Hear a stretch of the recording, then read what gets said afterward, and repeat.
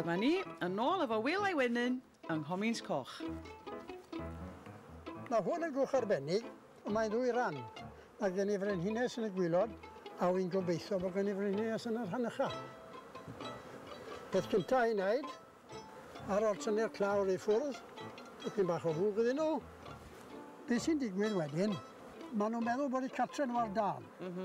A beth maen nhw'n gwneud, maen nhw'n chwilio am y mêl, a maen nhw'n mynd a maen nhw'n llanw ystymog gyda mêl, a digon o fwyd nhw yn ystymog i ffindio'r cartre arall o fewn rhyw 3 diwrnod. Dyna maen nhw'n gwneud.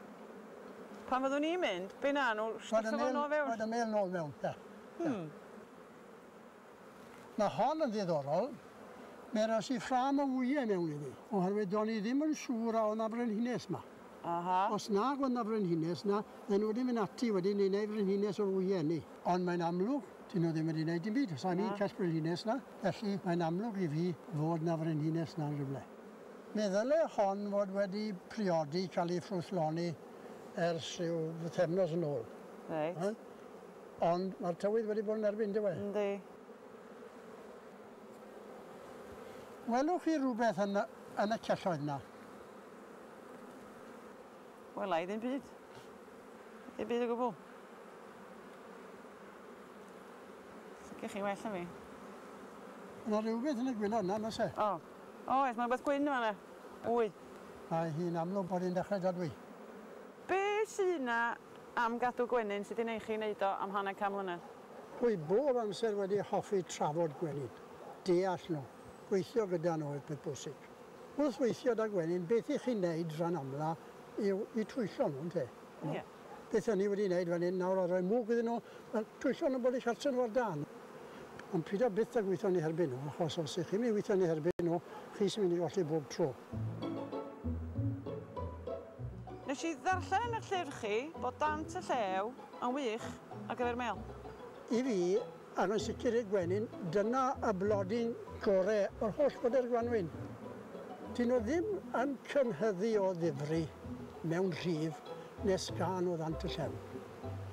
A rhoi'r fale, oedd os yw'r tywydd yn braf, 2-3 diwrnod, a awel y wynt yn dod yma nhw'n bennin i nhw.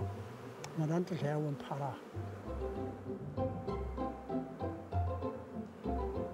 Wil, swn i'n cael ambell dip gyda chi achos dwi fod i gystadlu efo fy mêl i yn sioe tal y bont. Pan bod chi'n sbio na fi fel la? Yn beth ffysu o'n yw dangos mêl. Mae rhaid i chi gael yn glir.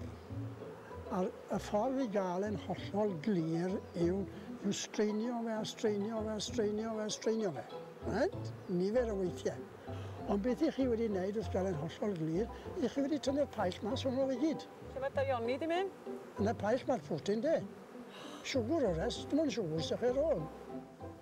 Round ymyl y jar, i chi'n cael y bubbles bach yma. Mae hynna gen i? Ie, mae'n eich gwared hynna i gyd ystod o fewn i'r sio.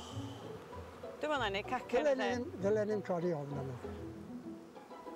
Mae rhaid i fi gyfadde, os byddai'n mynd i'r sio, yr un mêl wedi bod yn mynd ys blynydde. Yr un?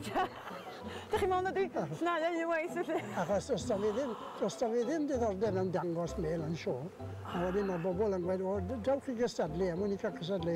Wel, wy'n mynd ar un mêl bob blwyddyn, wedyn dwi. Alla i wneud un peth? Wel, iawn. Twyllo'r beiriad. Twyllo gwenyn, twyllo peiriad? Ie. Give me 5. Ar un lla gwenyn man.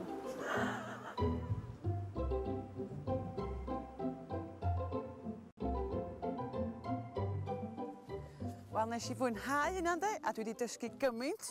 A un o'r prif bethau dwi wedi dysgu, dwi'n meddwl, ydy, dwi'n meddwl mod i y teip o berson i ddangos mêl mewn sioe. Gormod y ffys. Ond mi na i drio o'r un fath. Peth arall, ynde, sy'n bwysig i chi gofio ydy, peidiwch a cyffwrdd eich dant y llew yn y Gwanwyn. Mae'r gwenyn i angen o.